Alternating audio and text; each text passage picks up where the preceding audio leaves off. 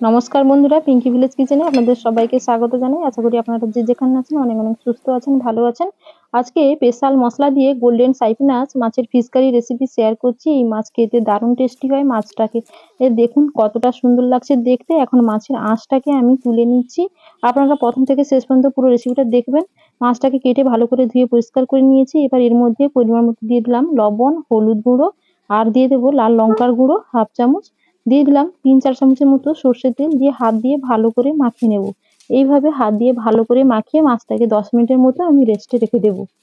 আর যেহেতু আজকে স্পেশাল মশলা দিয়ে রান্না করব, তার জন্য এখানে কিছু স্পেশাল গোটা মশলা আমি নিয়েছি। এখন মাছটা মাখানো হয়ে গেছে।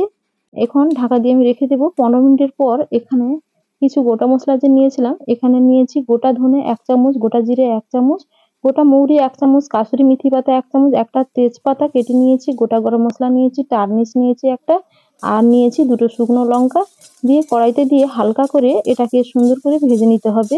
খুব বেশি কড়া করে ভাজবেন না, কেননা প্রত্যেকটা গোটা মসলার একটা এক্সট্রা অয়েল থাকে, সেই অয়েলটা কিন্তু নষ্ট হয়ে যাবে।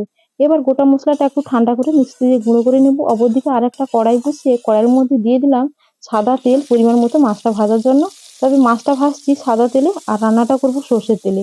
এখানে একে একে করে সব মাছটাকে আমি তেলের মধ্যে দিয়ে দিলাম। আর দিয়ে সুন্দর করে মাছটাকে ভেজে নিতে হবে। এক পিঠ ভাজা হয়ে গেলে মাছটাকে আমি উল্টে দিচ্ছি অপর পিঠটা ভাজার জন্য। এই একইভাবে মাছগুলোকে বেশ সুন্দর করে ভেজে নেব। আর এই মাছটা কিন্তু একটু নরম হয় খেতে। তবে আপনারা একদিন পেলে এইভাবে অবশ্যই বানিয়ে খেয়ে দেখবেন, দারুণ লাগবে খেতে। এখন মাছটাকে ভেজে নিয়েছি, তেলটা ঝরিয়ে প্লেটের মধ্যে তুলে নিয়েছি। দেখুন মাছটা কতটা লোভনীয় স্বাদে দেখতে লেগেছে। আর একে একে সব মাছগুলো তেলের মধ্যে দিয়ে এখন আমি ভেজে নেব। যেই গোটা মশলাটা আমি ভেজে নিয়েছিলাম, সেই মশলাটাকে এখন আমি মিক্সিতে দিয়ে সুন্দর করে গুঁড়ো করে নিয়েছি। এদিকে মাছটা ভাজা বসিয়ে দিয়েছিলাম। গ্যাসের আঁচটা মিডিয়ামে করে রেখে মশলাটাকে আমি এখন গুঁড়ো করে নিয়েছি।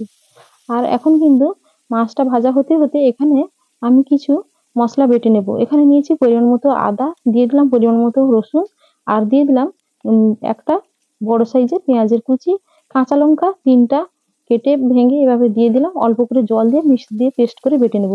বেটে নেওয়া হয়ে গেছে। এখন কিন্তু মাছটাও ভাজা হয়ে গেছে। আর মাছটা এখন প্লেটের মধ্যে আমি তুলে নিলাম।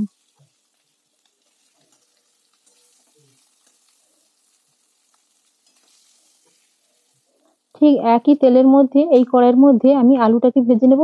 তবে আজকে এই ফিশ কারিতে আমি আলু দিচ্ছি। আলুগুলো ডুমো ডুমো পিস করে কেটে নিয়েছি। আপনারা চাইলে আলু না দিয়েও রান্না করে নিতে পারেন। এখন আলুটাকে তেলের মধ্যে দিয়ে সুন্দর করে ভেজে নিতে হবে। আর এতে পরিমাণ মতো দিয়ে দেব লবণ। আর লবণ দিয়ে এইভাবে নাড়িয়ে সুন্দর করে আলুটাকে আমি ভেজে নেব। তবে এই আলুটা একটু ঢাকা দিয়ে দিয়ে আজকে ভাজবো। আর এইভাবে ঢাকা দিয়ে দিয়ে আবার ঢাকা খুলে নাড়িয়ে নাড়িয়ে আলুটাকে সুন্দর করে লাল রং ধরিয়ে ভেজে নিতে হবে। দেখো ঢাকা দিয়ে সুন্দর করে লাল রং ধরিয়ে নাড়িয়ে নাড়িয়ে আমি ভেজে নিয়েছি। আলু ভাজা হয়ে গেছে। এখন আলুটাকে তুলে নেব।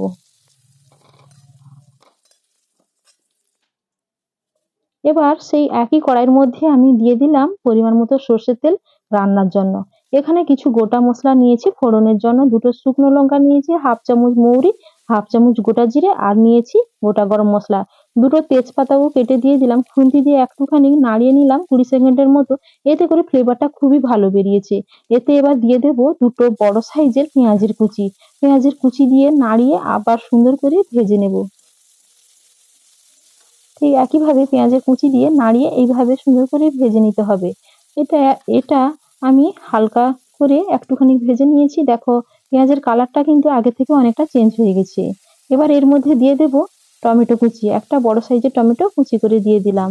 দিয়ে এতে অল্প করে লবণ দিয়ে দেব। তাতে করে কি হবে, টমেটো তাড়াতাড়ি গলে সেদ্ধ হয়ে যাবে আর পেঁয়াজের সঙ্গে বেশ সুন্দর করে মিশে যাবে। দেখো পেঁয়াজ আর টমেটো ভালো করে ভেজে নিয়েছি। এইভাবে গলে গেছে টমেটো। এখন আদা রসুনের আর পেঁয়াজের যে পেস্ট আমি বেটে রেখেছিলাম, সেটা এখন এর মধ্যে দিয়ে দিলাম। দিয়ে নাড়িয়ে ভালো করে সুন্দর করে কষে নেব, যাতে আদা রসুনের কাঁচা গন্ধটা চলে যায়। এইভাবে সুন্দর করে নাড়িয়ে কষে নিতে হবে। এতে আরো সামান্য পরিমাণে দিয়ে দিলাম সর্ষের তেল। দিয়ে একসঙ্গে মিশিয়ে নাড়িয়ে বেশ সুন্দর করে কষে নিচ্ছি। কিছুক্ষণ নাড়িয়ে কষে নেওয়ার পর এতে এবার দিয়ে দিলাম ৬-৭টার মতো চেরা কাঁচা লঙ্কা। তবে এই কাঁচা লঙ্কাটা ঝাল কম। যদি আপনাদের কাছে কাঁচা লঙ্কার ঝাল বেশি থাকে তাহলে একটু কম করে দেবেন। এবার নাড়িয়ে কষে নেওয়ার পর এতে দিয়ে দিলাম পরিমাণ মতো হলুদ গুঁড়ো, লাল লঙ্কার গুঁড়ো 1/2 চামচ, জিরে গুঁড়ো 1 চামচ, ধনে গুঁড়ো 1 চামচ আর যেই স্পেশাল মসলাটা রেডি করে রেখেছিলাম সেই মসলাটা এখন 1 চামচ দিয়ে দিলাম। এবার দিয়ে দিলাম কাশ্মীরি চিলি পাউডার 1 চামচ, অল্প করে জল দিলাম। জল দিয়ে নাড়িয়ে সুন্দর করে এটাকে আমি একসঙ্গে মিশিয়ে ভালো করে এবার কষে নেব। এইভাবে কিছুক্ষণ নাড়িয়ে ভালো করে কষে নিতে হবে। এতে করে মসলা বেশ সুন্দর করে কষানো হবে। আর কিছুক্ষণ নাড়িয়ে কষে নেওয়ার পর এর মধ্যে এবার দিয়ে দেব টক দই 50 গ্রামের মতো। যেহেতু আজকে কারি বানাচ্ছি তার জন্য টক দই 50 গ্রামের মতো দিয়ে দিচ্ছি। এতে করে রান্নার টেস্টটা অনেক বেশি ভালো লাগবে। তবে দেখে নিতে হবে টক দই যাতে টক না বেশি থাকে। এইভাবে ফিটিয়ে দিয়ে দিলাম। টক দইটা দেওয়ার আগে অবশ্যই কিন্তু ভালো করে ফিটিয়ে নিতে হবে। টক দই দিয়ে আবার একসঙ্গে মসলার সঙ্গে মিশিয়ে বেশ সুন্দর করে আমি কষে নেব।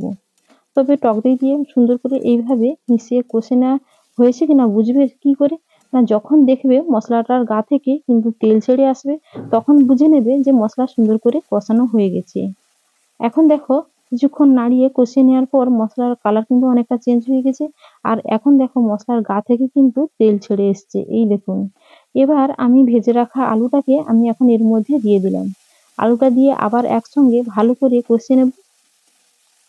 যাতে আলুর মধ্যে সমস্ত মশলা ভালো করে ঢুকে যেতে পারে। তবে আলুটা ভেজেছিলাম লবণ দিয়ে তার জন্য এখন অল্প পরিমাণে লবণটাও দিয়ে দিলাম। এবার আমি এর মধ্যে দিয়ে দেব স্বাদ অনুযায়ী চিনি। আর লবণ আর চিনি দিয়ে ভালো করে আবার নাড়িয়ে একসঙ্গে সুন্দর করে কষিয়ে নিলাম। এবার দেখো কষানো হয়ে গেছে কতটা সুন্দর লাগছে দেখতে। এবার এর মধ্যে দিয়ে দেব পরিমাণ মতো জল। ফোটার জন্য পরিমাণ মতো জলটা দিয়ে খুন্তি দিয়ে একটু নাড়িয়ে নিলাম। আর যেহেতু এই রেসিপিটা একটু গ্রেভি হবে, ভাতের সঙ্গে খেতে ভালো লাগবে, তার জন্য এতটা পরিমাণে জলটা দিয়ে দিলাম। দিয়ে এবার ফোটার জন্য আমি অপেক্ষা করব। তবে এটা ঢাকা দিয়ে ফুটিয়ে নেব। হাই ফ্লেমে আমি 10 মিনিট খানিক ঢাকা দিয়ে ফুটিয়ে নিয়েছি। এবার খুন্তি দিয়ে দেখে নিলাম যে আলুটা সেদ্ধ হয়ে গেছে আর গ্রেভিটা এভাবে আছে। এখন ভেজে রাখা মাছটাকে একে একে করে আমি দিয়ে দিচ্ছি। এবার এর মধ্যে যে স্পেশাল মসলাটা নিয়েছিলাম গুঁড়ো করে, সেই মসলাটা এখন 1 চামচের মতো এর মধ্যে দিয়ে দেব। এবার 1 চামচের মতো সেই গুঁড়ো মসলাটা দিয়ে দিলাম, স্পেশাল গুঁড়ো মসলাটা। দিয়ে খুন্তি দিয়ে একটু নাড়িয়ে নিলাম উপর নিচ যাতে হয়ে যেতে পারে। এবার আবার ঢাকা দিয়ে 1.5 মিনিট খানিক হাই ফ্লেমে ফুটিয়ে নেব। এবার কিন্তু দেখো রান্নাটা কিন্তু একদম কমপ্লিট হয়ে গেছে। তবে এতে অল্প পরিমাণে কোচানো ধনেপাতা ওপরে আমি ছড়িয়ে দেব। এতে করে ফ্লেভারটা খুবই ভালো হবে। এখন কিন্তু গ্যাসের আঁচটা আমি বন্ধ করে দেব। আর গ্রেভিটা এইভাবে থাকবে। আর ঠান্ডা হয়ে গেলে গ্রেভিটা কিন্তু অনেকটাই কমে যাবে। আর দেখো আজকের এই রান্নাটা কতটা লোভনীয় স্বাদের তৈরি হয়ে গেছে বন্ধুরা। অসম্ভব দেখতে সুন্দর লাগছে। একবার আপনারা এইভাবে গোল্ডেন সাইপ্রিনাস মাছ পেলে অবশ্যই বাড়িতে এই রান্নাটা করে খেয়ে দেখতে পারেন, খুবই ভালো লাগবে। আর যারা এই মাছ পছন্দ করে না এইভাবে রান্না করে দিলে তারাও খেয়ে নেবে। আর আজকে এই মাছগুলো কতটা লোভনীয় স্বাদের দেখতে হয়েছে আমি প্লেটে বের করে আপনাদেরকে দেখাচ্ছি কতটা ভালো লাগছে মাছের পিসগুলো দেখতে। খেতে তো দারুণ টেস্টি হবে। এইরকম রেসিপি যদি গরম গরম ভাতের সঙ্গে থাকে তাহলে আর কিছুই লাগবে না। তো বন্ধুরা আমার এই রেসিপিটা কেমন লেগেছে কমেন্টে অবশ্যই জানাবে। অবশ্যই আমার চ্যানেলটাকে সাবস্ক্রাইব করে পাশে থাকবেন। ভালো লাগলে একটা লাইক করবেন, বন্ধুদের সাথে এই রেসিপিটা বেশি বেশি করে শেয়ার করবেন। ভালো থাকবেন, সুস্থ থাকবেন। আগামী পর্বে আবার ফিরে আসবো অন্য নতুন নতুন রেসিপির সাথে। টাটা।